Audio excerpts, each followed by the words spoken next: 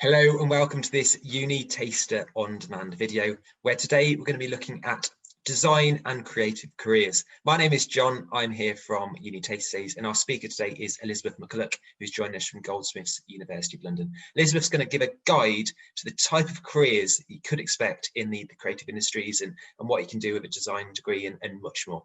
Over to you, Elizabeth. Hi everyone, thanks for joining me for this presentation. I'm going to be moving at a fairly brisk pace because I appreciate we're all fairly short on time, and I hope that the content of this presentation will be useful if you're currently at high school, so you might be thinking about your GCSE choices, or if you're at college and you're thinking about maybe what you'd like to do at university. So often when people talk about doing design or another creative subject, people can often sort of say, well, it's fine to do that at school and it's fine for it to be a hobby, but it's not going to be a career, surely. And at Goldsmiths, we always challenge that assumption because there are some fantastic job opportunities to do that have design running right through the middle of them. And I just wanted to use a few sort of quotes and perspectives here just to sort of give a different overview on what it's like to be a designer or to work in the creative professions. So it's no great surprise that the artist Pablo Picasso was a great fan of creativity, but I also thought it was interesting that Albert Einstein defined creativity as intelligence having fun. So if you think about it, designers and artists will often challenge the current status quo, and they will create new artwork, new products, new services that enable us to live better, more enriched, more exciting lives. And that's one reason why we think a career in design is always a really strong choice. I think also you need to be mindful that you'll probably finish your sort of professional training and development, so when you've been to university or school or college, in your early 20s, but you probably won't retire until you're about 70. So many of us will have a 50-year working career ahead of us. And if somebody said to me, you've got the option of either being in the same job for that whole 50 years and it's all going to be fairly formulaic, you're going to be doing the same thing all the time, I'd be like, no, thank you. But if somebody said to me, you can have a really innovative job where you are constantly sort of challenging the status quo and coming up with new ideas and seeing your ideas being worked into practice, then I'd say I'd find that really interesting. And that's why I think the Design Council, I love the fact that their ethos is whatever the question, design has the answer. So if you are looking for a career that is always exciting, always challenging, always going to be leading you on to the next thing, then design and the creative careers are exactly right for you. Now, often at school, there's not always too much time to look at careers. And often when we think about the jobs we can do when we've finished our qualifications, we're very much influenced by what our parents have done, what our family members have done, maybe which employers are based in our local area. And so a lot of people aren't aware of how big the creative industries are. So in this next two slides, we're just going to have a look at that in a bit more detail. So there was a survey was done of MPs to find out what they thought about the creative industries. And on the left, what you can see is that 95% of MPs think that the UK creative industries are vitally important to the UK economy. So these are not just hobbies or interests. These are professions that make a real difference to the economic well-being of the UK. And then equally on the right, what you can see is 90% of MPs agree or strongly agree that the UK creative industries influence the perception of the UK from overseas. So in terms of what do other countries think about the UK, that's massively influenced by how creative we are as a nation and what our designers and artists and musicians and performers are doing. So the creative industries are really influential on so many different levels. If we sort of drill down a bit and look at jobs, on the left, what you can see is that 1 in 11 jobs in the UK is linked to the creative industries. So that's a huge number of jobs in many different sectors where somebody's being creative and deploying design in their everyday work. And then if you look at the map of the UK on the right, so if you're thinking about where you would like to live and work in the future, what you can see is that there are creative jobs across the UK. Yes, there is a concentration of those jobs in London, but anywhere you want to live in the UK, you'll be able to work in the creative industry. So let's look in that a bit more detail and sort of think about the different types of professions and sectors that you could work in. And what you've got coming up on screen here is literally the tip of the iceberg of all the many different industries that use design and creativity. So if we think about communications, so we've all got mobile phones.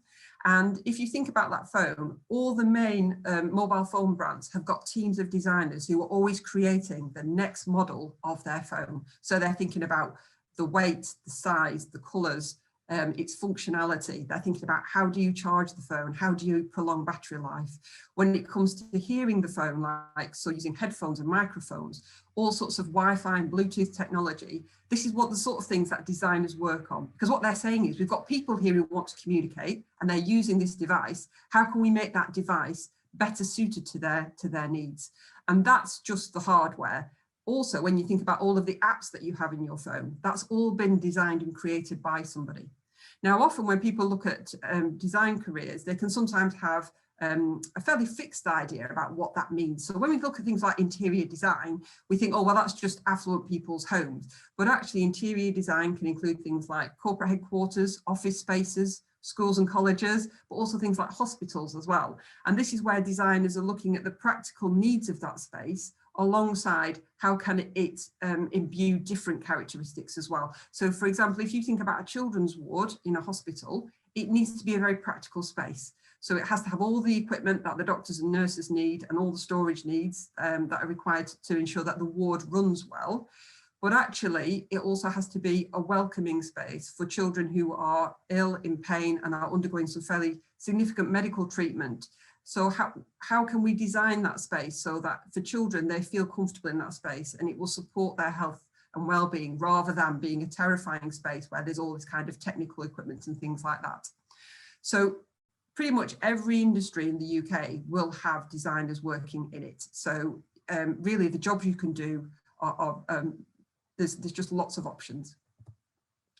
In terms of finding out more about those jobs, the following websites will be really useful. So if you're currently at high school and you're thinking about your GCSEs, BBC Bite Size has got a great career section that covers all careers, not just design and the creative industries. Usually, if you're sort of year 11 upwards, you might want to have a look at the Design Council. So the Design Council is an impartial organisation that represents the design industry in the UK.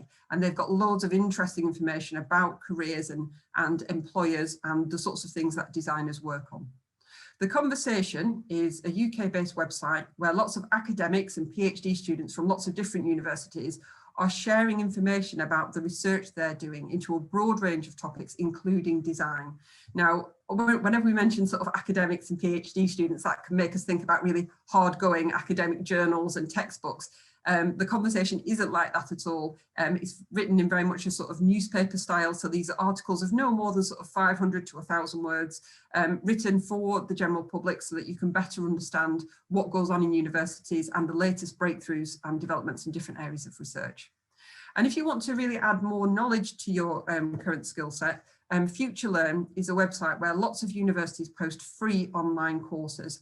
And the course can vary from 2 to 6 weeks, and it usually has a study commitment of about 3 to 6 hours per week. And there's always lots of new courses coming online. So if you thought, well, actually, it's quite handy looking at some of these other websites for general information, but I would like to do something more structured, like a free online course, then FutureLearn is a great place to go to. And then just to finish, we're just going to have a quick chat about studying design at university. So the easiest way to find all the design courses at all UK universities is to go to ucas.com.